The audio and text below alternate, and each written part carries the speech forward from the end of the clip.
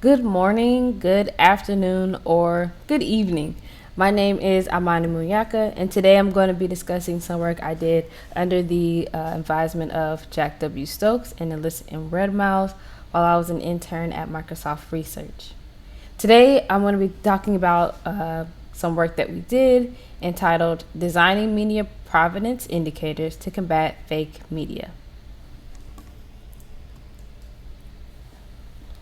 Misinformation and disinformation have become a serious issue for society.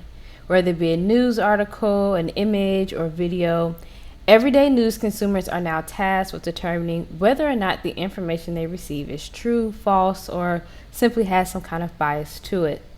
Now, as an example of that, in 2016, there was a claim out that Pope Francis had endorsed Donald Trump for president.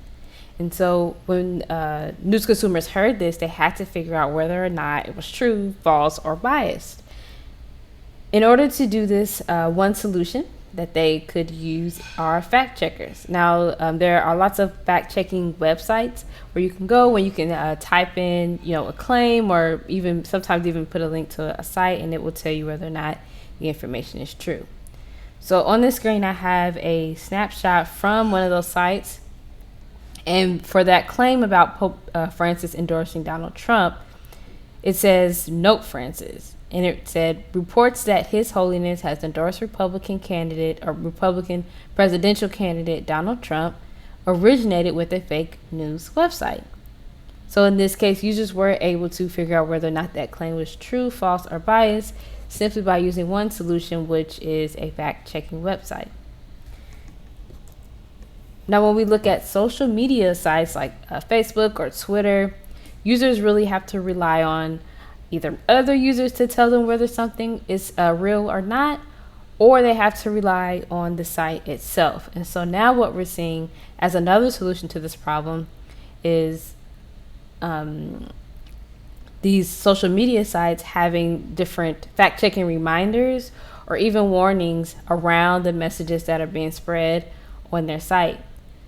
So for Twitter, for example, which I'm showing here on the screen, Graham Says 123 posted a tweet about COVID-19. Now, we don't actually know what Graham Says 123 said or what they tweeted, but what we do know is that whatever it was, it triggered an alarm from Twitter, or a warning from Twitter. And so what Twitter did was they actually covered that tweet with a warning message that said, "Some or all of the content shared in this tweet conflicts with guidance from public health experts regarding COVID-19. And you have an option where you can learn more. And then there's also another button that says view, and that's where you can see the tweet if you would like. Now, this problem around misinformation, disinformation, one of the solutions to this has been to provide these types of warnings that I just talked about that Twitter has, and also Facebook has as well. And news outlets and researchers are now starting to investigate and really think about how to best indicate when a message that's being shared is likely false. Now, it can be easy to determine when a tweet or when something that is written is true or false, but it can be a little bit harder when we talk about sharing images or really even videos. It can be difficult to determine if a video is edited or fabricated or even simply a deepfake video. Now, we currently have the technology to determine the provenance or the origin of a video, especially when it comes to news. And so we know that that's something that we can put to good use as we fight misinformation online. This is a really good thing because prior work shows that news consumers, they look for the source of information to determine if a news article that they've read is true. They actually start with looking at the source before they do other measures to determine if what they've read is true. Now, we know that provenance is not a perfect solution, but we do believe it is a step in combating misinformation online. That's why in this work, we investigate how we can use provenance indicators to combat fake media. How do we design them, and how are users going to respond to them if we are able to actually put out provenance indicators for video?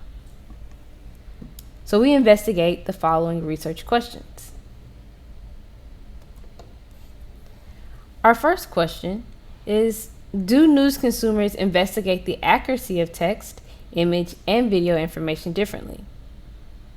The second question is, what do news consumers want in provenance indicators? And our third question is, how will news consumers respond to provenance indicators?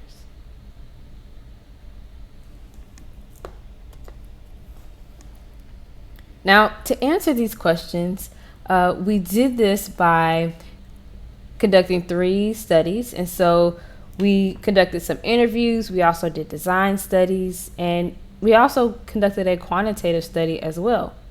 So today we will discuss in brief detail the 3 studies we conducted to help us understand user needs and responses to provenance indicators. So to start, I will first discuss the results of our news experience interviews, where we were trying to determine how news consumers investigate the accuracy of text, image, and video information differently.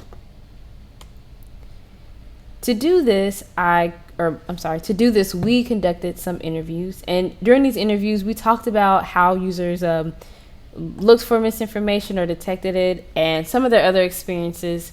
But today, we're going to focus on the differences between the method to determine misinformation in text, articles, image, and video. Now, what we found was that most participants knew exactly what to do to check for misinformation in text articles. I mean, here on the screen, one of our participants said, Google. I Google everything. And that was actually the sentiment of a lot of our participants. Of many of those participants, a lot of them talked about simply Googling a headline or a line of text that they read, and seeing if other people said the same thing. And that was how they determined whether or not there was some misinformation within an article that they were reading. But when it came to images, things kind of got interesting. People really talked about using their own eyes or using their own knowledge in order to figure out whether or not something was true.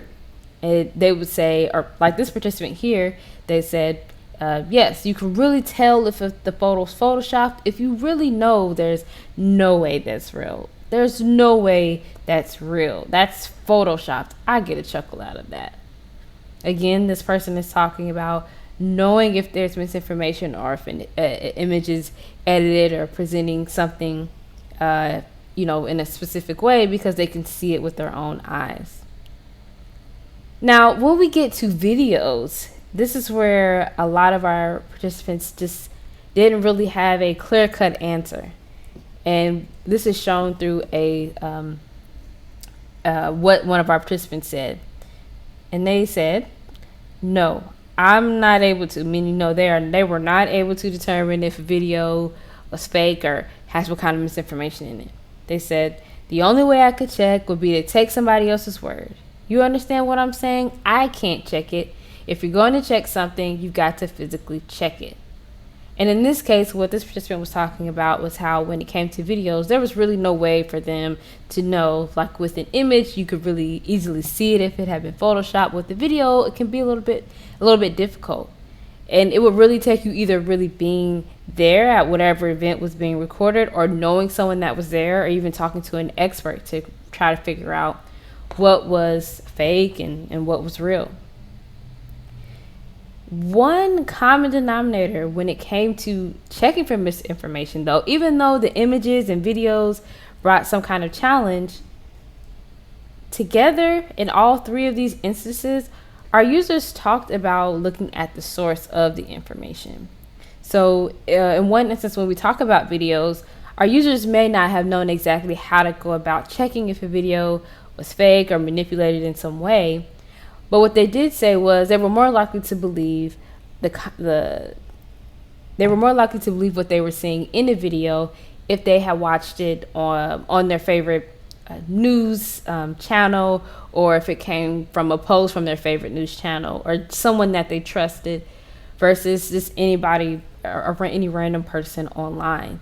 And so that let us know that the source, whether it be from the image or a video or a text article, the source is what really matters. And that was something that our users did use to try to identify fake information. The source definitely made a difference.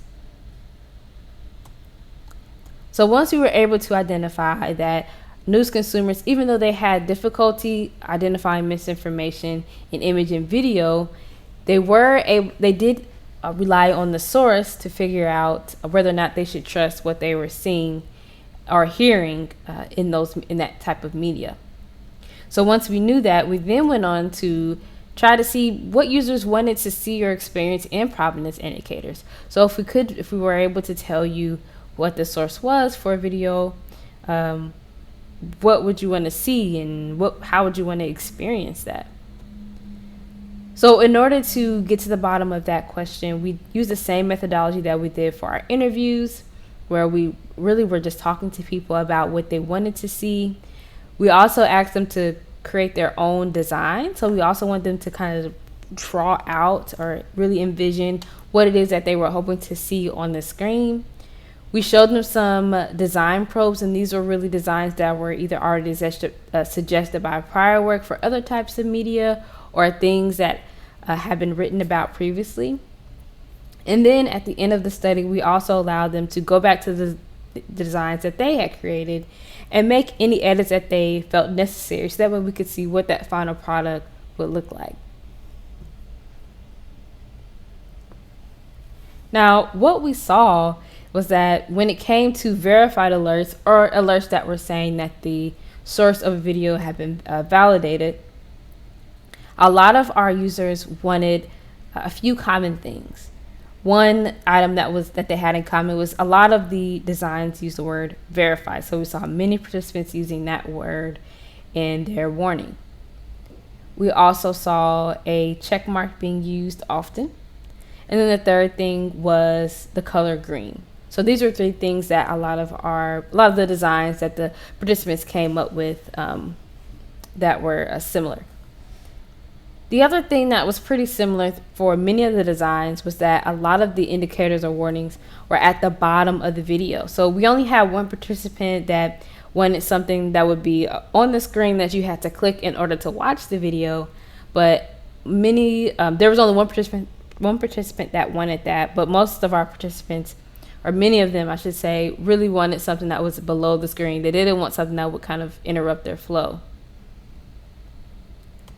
Now, when it came to the unverified designs that our participants created, as you may be able to see on the screen, they have a similar design. So again, there was only one person that wanted that warning that was right in the middle of the screen that would keep you from watching, but the rest of them really wanted something that was at the bottom of the screen. Now, the common design elements here for the unverified alerts was that number one, they still use the word verified, so it either said unverified or not verified source. The second thing is the color red. So we did see other colors like orange or yellow, but for the most part, what was most common was the use of the color red. And then the third thing is the icon. So when we talked about the verified source, they used the check mark, and here for an unverified source, what was common was the use of an exclamation point. And that exclamation point was either inside of a circle or inside of a triangle. But still in common, they all use that exclamation point. Now, one extra thing here that I want to point out that is shown here on the screen in the bottom right design is that whether it was for verified or unverified, the participants also talked about wanting to know why. So they really wanted to know why something was or wasn't verified. And so they all had either this learn more button, or as you can see in the bottom right design, they had an icon, and that icon was clickable. So the icon was also a button that the user could click to learn more about what was going on. Now, these designs really leads us to the feedback that we got about our users. And as I go through them, you'll probably may even notice that some of the feedback that they gave, they actually tried to implement in their own designs. So a lot of our users said that they wanted a message on the indicator or the warning that was simple and clear. They really didn't want something that they would have to stay and read for a long time. And so that's why for some of the designs, it said just verified source or unverified source, something that was quick and simple and short. The second was that they wanted designs that should not interrupt their normal flow. So they wanted something that would grab their attention, but wouldn't distract them from being able to watch what it is that they wanted to watch. And then the last thing, which we just discussed, was that they wanted to know why something was or wasn't verified. And if it was verified, they wanted to know who the source was. Okay, you verified it, now tell me who actually created this video, so that way I can move on with my day. So based on these designs, we decided to test the ones that I'm showing here on the screen. So we decided to test ones that use the word verified. We kept the word verified, and we also kept the designs that had the phrase at the bottom of the video. Well, we also decided to test the word confirmed. And we did that because when we talked to the experts, what they suggested was that we try to think about how our users are actually going to interpret the information. And one thing that we found even during our interviews was that sometimes people were getting a little bit confused about what we were talking about. So sometimes they knew that we were only talking about confirming or validating the source of a video, but then sometimes they would take that to mean that we were validating the information that was being presented in the video. And that's not what we are trying to do. We're just focused on the source. So what we did is we tried to also test the word confirmed along with the word verified. We also extended the phrase, so instead of just saying confirmed source or verified source, we then went on to also say video published by XYZ News. That way it was a little bit more clear about what we were talking about. And then the other thing that we did was we decided to also test having a border around the video. And this really came directly from the experts. These are folks who had already started trying to do these things in their positions in journalism. And they talked about how when you put those warnings at the bottom, sometimes people will simply ignore them. So having the border might actually help to draw their attention. And you could make the border subtle enough so that it's visible and people can see it, but it doesn't actually distract them from the video. And so that's something else that we decided to test. So here on the screen, I'm just showing an enlarged portion of the phrase that we are going with that's at the bottom of some of the videos. So it says confirmed source, video published by XYZ News, and then there's also the learn more option. And then now on the screen, I'm just showing you the opposite of what we were of the confirmed or the verified design. So here I'm showing the unverified source and the unconfirmed source designs. So here we still have the border around the video, but it's red. And then the other design option has the phrase at the bottom of the video, and then it uses the exclamation mark inside of a circle as the icon.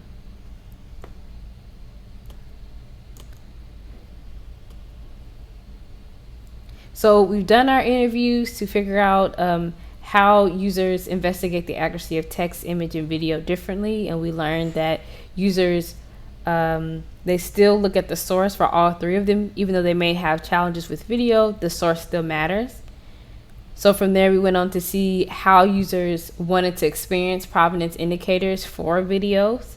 And now that we have our designs for testing, we then went on to test those designs with a number of news consumers. And so we did that by putting out a survey on MTurk. We had 1,844 participants, and they all saw a portion of the designs that I showed here on the screen. Now what happened is when they would see the survey, they would be shown one of the designs, and they would be asked to interpret that design and select the phrases that best interpreted the design, and they could select as many as they wanted. So the first option was that the location and date of the video was confirmed or verified.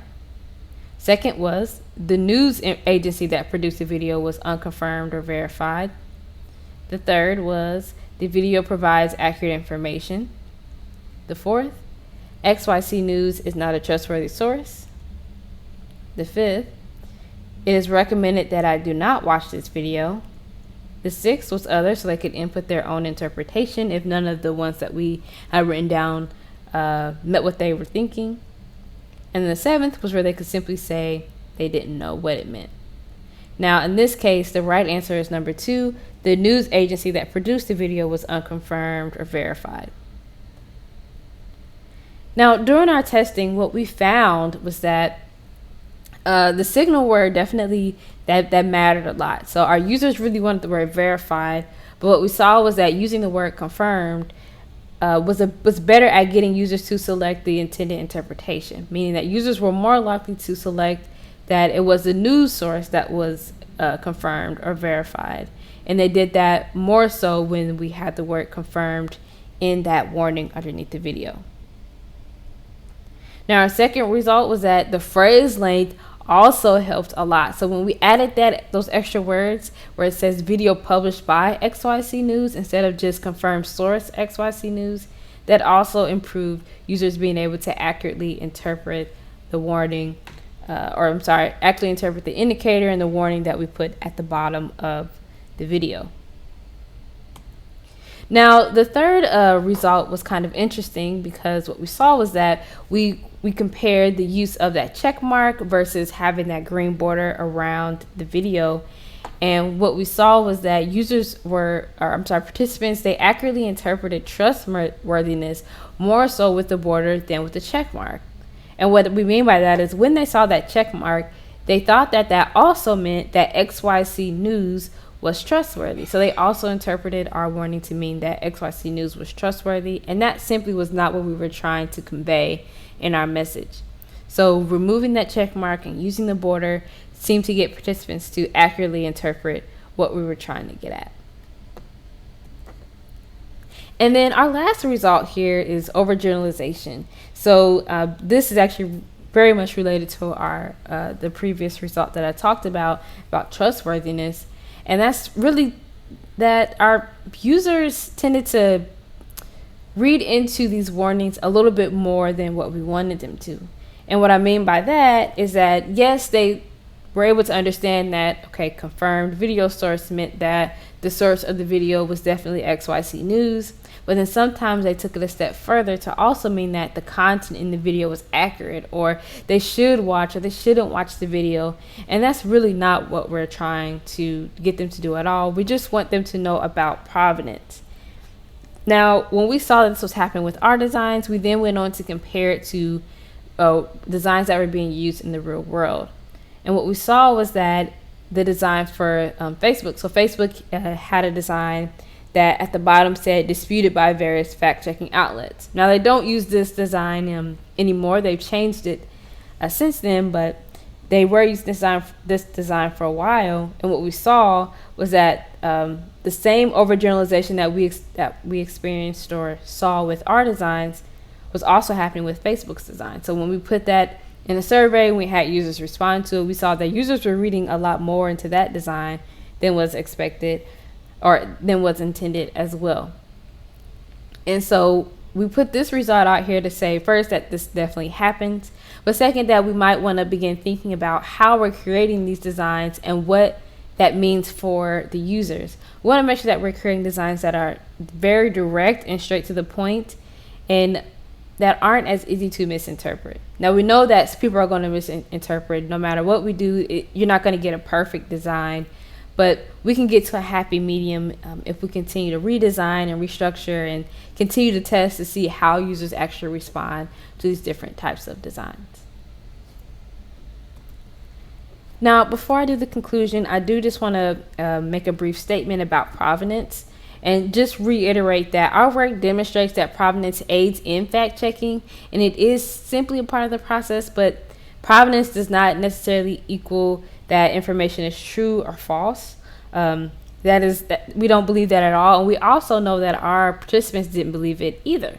What we found was that when we asked our participants about we asked them, who their trusted news source was, and then we also asked, had they ever failed them? Had they ever given you some false information?